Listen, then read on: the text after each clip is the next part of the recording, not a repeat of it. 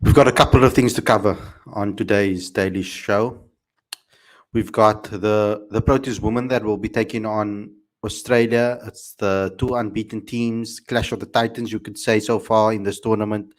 Best bowling attack versus the best batting attack in this tournament so far, taking each other on. It's going to be a very interesting contest, something that South Africa is going to want to win because they want to get one over Australia. And obviously, they've had very bad experiences with Australia in the past, and they would want to get one over Australia and keep their unbeaten run going. Then we've got the third and final deciding ODI between South Africa and Bangladesh, which will take place on Wednesday. A very important clash again. South Africa need the points, and they also need the confidence, and they also need everything from with regards to a win. They don't want to lose to Bangladesh for the first time on South African soil in an ODI series. So it's something that they're going to need to do, and they're going to want to do. And it's going to be very important that they do so and they get over the line. So we'll be discussing this today on the show. I've sent the links out to the various groups. I'm not sure who's going to be joining us, but I will be here to give you guys the facts and lay out the platform about everything and let you guys know about the team. I'll be previewing the show until other people come on and call on the show. But get involved in the comment section, please. Get involved in the super chat as well. I would like to hear what you guys have to say. And before we get this video and this piece of content and going and up and running, please smash the like button, comment, share, subscribe. Please, you have to subscribe. If that button is red, what are you doing? It's 100% free. We don't need anything from you, but just you to click that subscribe button, click that notification bell for all future videos. So please go ahead and do so. Smash the like button, please, as well. If you're new to this channel and you haven't heard this before either, you have to download the latest issue of Cricket Fanatics magazine. And once again, another free gift from us to you.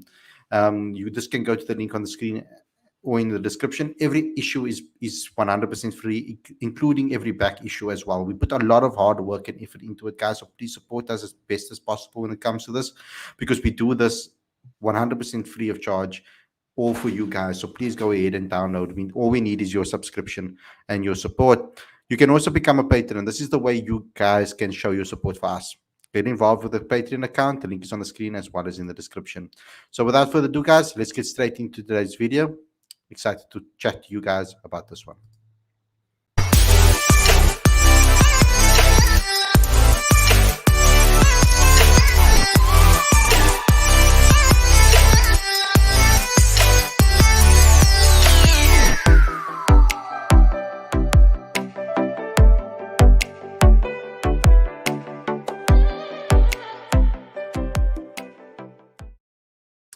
Good evening, everybody. Welcome to Cricket Fanatics magazine. This is your preview show, but it's also our daily show. I'm your host, Khalid.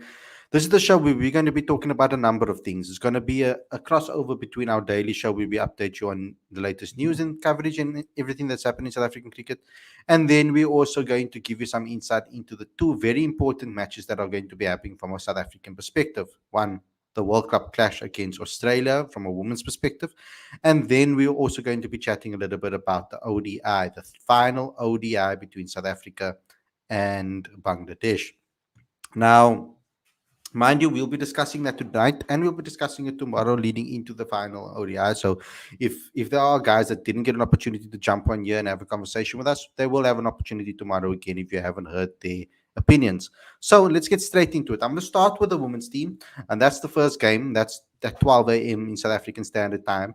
And looking forward to it. It literally is the best bowling attack versus the best batting attack in the tournament so far. So what has happened is Australia have completely dominated this tournament so far. They started the competition. Have scored 250 plus in, I think, majority of the matches that they've played. Just to give you a quick update of exactly what's going down there, they scored 310 against an experienced England side. They chased down 278 against India in their last game. They also scored 250 plus totals in the tournament so far in total, more than any other team. And their batting average is 53.57, which is more than twice the next best, which is 26.11 by India. And just to put that into perspective, 14 batters, an average of 53.57 with a strike rate of 87.14. That is Australia's batting average in this tournament so far. The next best is India with 12 batters have batted, 26.11, and a strike rate of 78.07. South Africa is less than half, 24 average, 12 batters batted, 69.95 is the strike rate. Then, in reverse, switch it around when you're looking at the amount of wickets taken. South Africa sits top of the pile for that one. And funny enough, Australia sit fourth um, on this particular list, where South Africa third on the batters list. So a little bit worse off here when you comparing the two. But South Africa is sitting with six bowlers have bowled so far, 32 wickets, an economy rate of 4.11. New Zealand is the next in line with seven bowlers have bowled, 25 wickets with an economy of 4.80. Then it's India, 20 wickets, 4.73. And Australia, eight bowlers bowled, 19 wickets, and an economy rate of 4.73. So literally, we are going to be seeing exactly that. The best batters take on the best bowlers in the tournament so far. Now, I'm hoping that this will be a turning point for some of the senior players in the side, particularly Lazar Lee. I'm hoping that Lazar Lee will turn a form around and it will come at the right time against Australia where they need a win. I'm hoping that Mignon Dupree will do the same thing. I'm hoping she will turn the corner. We can trust that Laura and that Sune have done their part so far. So maybe a game off would be a game or a situation where they can play without pressure would be expected from them. I'm hoping that there will be less pressure on them to take the team over the line again because they've done it so many times, including Marazan Cup. I'm hoping that they can play their game with less pressure and less stress, and that other players also come to the party as well, so that their jobs aren't that hard this time around, especially against Australia. A win against Australia will really give South Africa an incredible boost. I think they'll be on top of the world. But I hope if that does happen, that they keep their heads, that they remain humble, that they remain focused, that it's just a group stage match. It's the knockout games that are really important. But we want to see a clinical performance from the Proteas women. I believe that this bowling unit can be the bowling unit to be able to stop Australia. It should be able to do it. If any bowling attack can, it should be them. So let's hope that they can. I feel that if South Africa can keep the scoring rate down, if they are bowling first, if they can keep the scoring rate down, they will beat Australia. I mean, if they can get Australia under 250, like significantly, maybe under 230, South Africa wins the game. I feel. I think they have enough in their arsenal. If South Africa bats first and they set a total of 230, I think they can defend it. It should be possible for them to defend 250. They should actually push and focus on trying to get 250, even though Australia is already chased down to 78, etc. I think South Africa could stifle them. But South Africa will need to put on a performance and try to score as many runs as possible. That's the only way you're going to try and beat Australia, is to put as many runs on the board as possible. The key would be particularly to strike early. I know there's so many batters in Australia's side that have done well. It makes it very difficult to decide and to plan. But the one thing that is in South Africa's favor is that they are very familiar with a lot of the players in the Australian team because of the Big Bash, the Women's Big Bash leagues around the world, and also some other leagues that they would have played with some of the Australians in.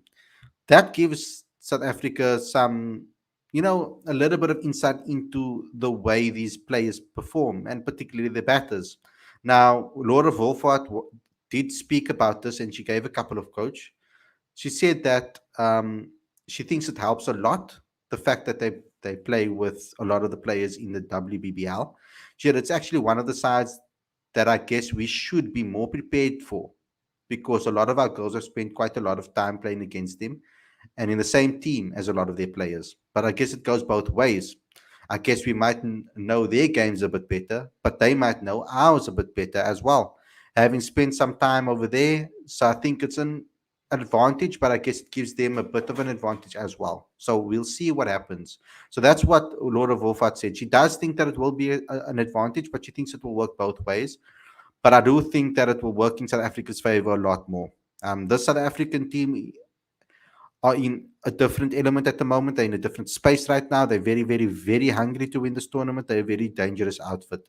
And I'm hoping that they put up a proper fight against Australia and show Australia who's boss over here and really put on a good performance. We have everybody in the team here that can put on a good fight against them. We've got everybody available. There could be maybe a couple of changes they can maybe think of. Perhaps maybe dropping someone like Tasman Brits that has been struggling a bit and maybe bringing in Nadine de Klerk as an option and then moving everybody one up the order. That could possibly be an option. I know Nadine has been very good against the Australians in the past, and it could be a possible option for them to actually do and have a extend that batting all round the tail from South Africa's perspective. That could be an option on the cards for them. But let's move on. We then move on to South Africa versus Bangladesh. Now, what a series it's been! It's been a game. It's been a series so far of domination from both sides. We've seen Bangladesh win the first one quite handsomely, 38 runs. And in the next test, and the next ODI, we see South Africa win by 7 wickets. So so far, it's been an equal series. We've seen South Africa perform badly with the ball and well with the ball. We've seen them perform okay with the bat and then better with the bat. So there has been improvement. I mean, obviously, Quinton de Kock coming back into your team is a massive boost, and it helps when Quinton de Kock's performing the way he has been performing. That makes it even more interesting, and it makes it even more thrilling from a South African perspective that we're walking into the next game with our best team. Now, I'm not so sure what the injury situation is currently, how Temba Bavuma is doing with his finger from that perspective. We know that Wayne Parnell hamstring, that could be a long time. They haven't really necessarily confirmed how long it will be. We'll probably listen in a press conference tomorrow. They'll probably have a say and talk about that. But we know that Shakib will miss the test series. That was news that was broken recently. Unfortunately, that will happen. But with regards to these ODIs, um, if South Africa can pick the same team, I would do so. But if Wayne Parnell is injured, then Marco Jansen should come back into the side, I feel, or Dwayne Pretorius, given a chance. And that would be my choice, at least, for this particular game. We saw that we struggled with not having an extra bowler, maybe, was a bit of a worry, and was a bit of a problem. Um, so we need to make sure that we have a fit all rounder there and in that lineup that can perform. We're hoping that Yanaman can come to the party as well. This is his particular series. This is the particular match that we need him to come to the party at least. He could win the series for South Africa. So hopefully that will happen. But the bowling attack has been so excellent. So I'm very, very impressed with the bowlers and really impressed with the way they have improved. Now we need to obviously get that out of the way that we start so slowly. That needs to get out of the way because that seems to be consistent. We start so slowly and then we come back strong. Our bowlers, particularly also, particularly them, you can see it with them. It's very clear with them because you can see how significantly stronger they get as the series goes along with regards to rhythm and finding out the conditions, etc. So um, I think if Jansen comes in for Parnell, that would be probably my choice. But also, Dwayne Pretorius hasn't had an opportunity in this particular series, so it would be fair also to see him play. But I think Marco Jansen coming back in would be also a good choice. Look, yeah, they go back to Centurion. They don't play at Wanderers again, so they're going back to the ground where Bangladesh famously beat South Africa for the first time on our soil in the first ODI. So we need to now learn from that experience and give back to Bangladesh what they handed out to us in the first ODI. So there isn't much to talk about with regards to changes. I think that the team should remain the same if Wayne Bernal is fit, but I think that's maybe the only change that we could maybe look at. If one spinner gets picked, then I feel that it needs to be Tabrei Shamsi. I think he's our best spinner currently, even though Keshav Maharaj is our vice captain. I love his mentality and I love what he adds to the value to the team off the field as well as on the field. But I think Tabrei Shamsi is the most dangerous spinner we have. Also, it's his home ground, so he should know it better than anybody else. So I think he should play. He's a wicket-taking spinner, which is very important, especially when we are having trouble with one of our wicket takers, maybe if they are struggling or they pick up an eagle or something. So, yeah, it's very important that we have wicket takers in the team, and Tabrei Shams is that guy for us. I know it's ODI cricket is different to T20s, but he's lethal. We bowled really well in the second ODI, as we have seen. So very awesome to see that we are going into this with confidence into this last match, that we have the momentum with us. We need to stick to that. We need to keep it strong. We need to focus, and let's see what happens. Let's get into some of your comments section, guys. See what you guys have to say. Do you think they will play next matches the same team, or maybe will they try playing bench strength? I think that they'll both be going with their strongest team. Okay, yes, Bangladesh is quite far ahead on the standings. Um, South Africa need that. I don't think they can afford to play bench strength. I think they need to play their best team. What's going on to be the key to defeat Australian team? They're clearly favourites with with few weaknesses. The only chance is for us to be 100% on the money. We need to be consistent. We need to make sure that we bowl our slow deliveries well, that we use the swing up front. If we do get it and if we start bowling, we need to make sure that we're on our game, run between the wickets regularly. Be confident. Australia's bowlers are there to get at. It's their batters that we need to make sure that we can stifle them. And if we bowl as a team and as a unit, and bowlers don't run out there trying to be heroes, and they bowl as a unit and as a team and set up the Australia batters, South Africa will be in it for the money.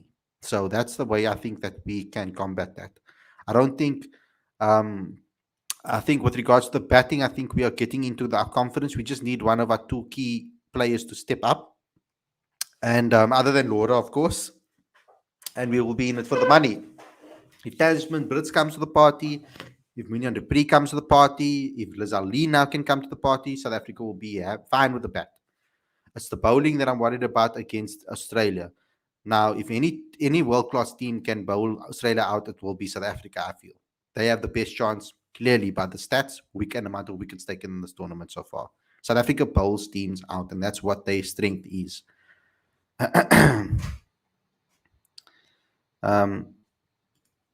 Bangladesh struggles against bounce. It will be better if Jansen comes in for Parnell. It's a good point. I made it earlier.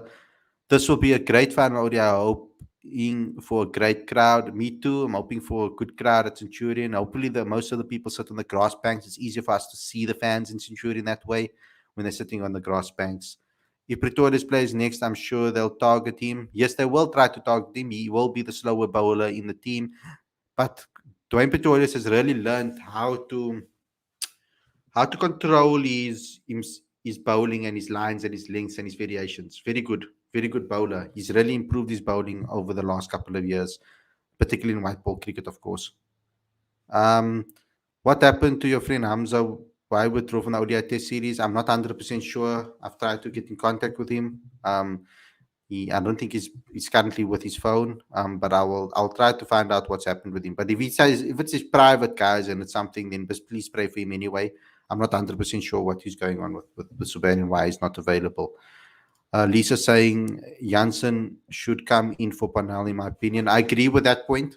You see, it is a like-for-like replacement, particularly because it's a left-hander for left-hander. But also Janssen gets this bounce and that awkward bounce, especially the way the wicket looked at Centurion. If we can just find the right lengths and lines and spots on that pitch, then we can really put them in trouble and really hassle the batters. So I would also go with Janssen for Parnell. We also need the pace in that lineup. It will round it off nicely, particularly with variations as well. It would be very good to see this particular lineup with Janssen in it. Unfortunately, Parnell pulled up injured because I would have really liked to see what he could do. Because I mean, 1 wicket, he bowled well in his first three overs until he pulled up. So it was unfortunate for him. Every single time he gets a break, he seems to get injured all the time. So it's very, very unfair. Is Temba fit, or are we going to see Aiden? I'm not sure yet. We're going to find out tomorrow in the press conference. Let's see what they say in the press conference before the game, and then we'll find out what's happening with regards to the team news. Werner saying we need to bowl first if we win the toss, in my opinion. The Aussies have won 17 matches in a row while chasing, and we have won 13 out of 15 matches while chasing. We need to bowl first. Okay, cool. So, yeah, I think South Africa do need to bowl first. I think they'll feel a lot more confident in the situation knowing that they would have kept Australia down as best as possible. Try to throttle them as best as possible and keep them quiet as much as possible. That will be the key. And I think bowling first would give them that confidence if they can keep them under that mark. But if they bat first and they score, and Australia go ahead and they score a decent total, I think South Africa will feel a little bit nervous because Australia is good at chasing down totals as 17 matches in a row while chasing Australia. So a very important stat there to know. I think that the more comfortable they'll feel is I think South Africa will rather feel more comfortable chasing than um, than setting a total unless they set a massive total. Sure, South Africa surely will win the last ODI. Hopefully they will. Lazal Lee needs to score big. Hopefully we are waiting for it, guys. I think that is who we are kind of waiting for to come to the party. If she does, South Africa always tend to win. So hopefully it's Australia that she targets. We were thinking that it will be England. It's a team that she has the most success against, but unfortunately she didn't pick England apart. She was run out while she was looking good. So I think she has a point to prove in this match. And I think I'm hoping and crossing fingers, touch wood, that Lazali will come good. SA women need to work on strike rotation, especially Brits to pre. I know women play a lot of dot balls, but Australia playing different brand of cricket. That's true. I've been speaking about that rotation a lot. And they need to look at match situation when the rotation is needed and when the rotation is not needed. If they're going at a handsome total and they've got runs on the board, they might not need to rotate the strike as much. The couple of boundaries, if they're seeing the ball well as well and hitting the boundaries consistently, then a couple of boundaries per over will obviously do. But if, especially when there's a wicket that has fallen and it's the informed batter that has fallen, and it depends what batter is in. If Lazal Lee is still at the wicket, I think you continue with the game plan. If it's Laura Wolfart and you lose Lazal Lee early, then I think rotation, bringing in a Sonai loose or Mignon Dupree who can run between the wickets would be a smarter move than bringing in Tasman Brits, because I feel she takes some time to get started and it puts pressure on Laura Wolfart at the other end, who needs to feel bat on ball consistently to maintain a momentum. So it's important that they make sure that they bring out the right batters at the right times. For example, if Laura Wolfart is lost and Sune Lewis is out in the middle, then I think Sune is a little bit more adaptable as a batter, according to who's coming in next. So they need to think strategically about that too, I feel. SA will need to restrict Australia under 240, 250. Yes, that is very, very true. I believe so too. I was saying the same thing. I said if we do bowl first, restricting them below 250 will be the key. And if we can do that, I will back South Africa every single time. We shouldn't go there with fear, guys. We should just go there trying to stifle them as best as possible. Pressure is more in Australia, I feel, than South Africa. South Africa have gone through these group stages by winning close encounters, nerve-wracking situations they've been put in, and they've come through on top. Australia's breeze through. They haven't really been challenged. So I think the pressure for Australia to keep up that perfection is a lot more than South Africa, because no one was expecting South Africa to maybe do it, apart from us, the loyal fans. Janaman will score 100. Lazal Lee will score 200. South Africa will face a tough challenge against mighty Australia tomorrow. South Africa need to play as a unit to beat Australia. And that's what I was speaking about. Teamwork is everything. And the same goes for the Proteas men.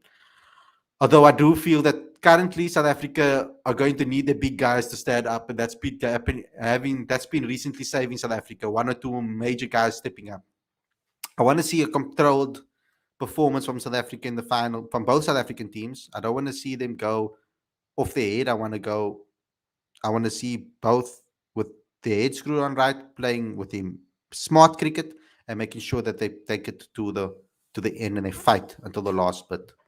I don't want to see any shoulders slumping, even if they're not doing well. I want to see them proud, go out there and fight until the end. Man, South Africa have proper batters who can bowl. Man's like Aiden, Stubbs, Brevis, Van der Dussen, Vian Libber, Bryce Parsons. He's been kicking for a report that Nokia joined the Delhi Captain squad on Sunday. Have you heard what the current fitness level? The last time I heard from him, he told me that he's doing okay. He's getting back to full fitness again. He's taking some time to do so. I know he's back with the Delhi Capitals. I will try to get in hold of him again and see how he's doing. He said he's getting better and he's doing much better than he was. So it's good to know that he's coming back to full strength and full fitness. But guys, thanks a lot for joining. Thanks a lot for tuning in. I hope you guys enjoyed this episode. Don't forget to smash that like button. Don't forget to comment. Don't forget to share. Don't forget to subscribe.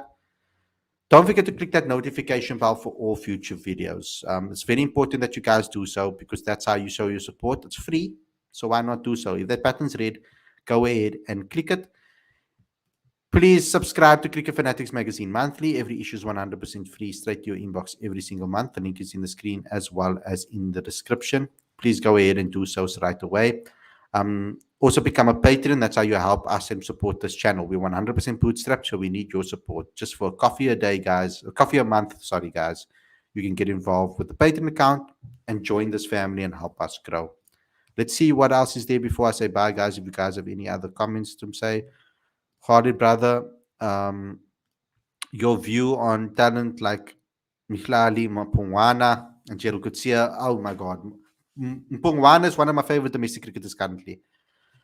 I like what he offers. I like his attitude. I like his technique. He looks very good on the ball when he's batting as well when he's bowling. I love both. He's a very good all-rounder, and I'm hoping that in the future he can really come through because we need all-rounders in this country. Gerald Kutsia again.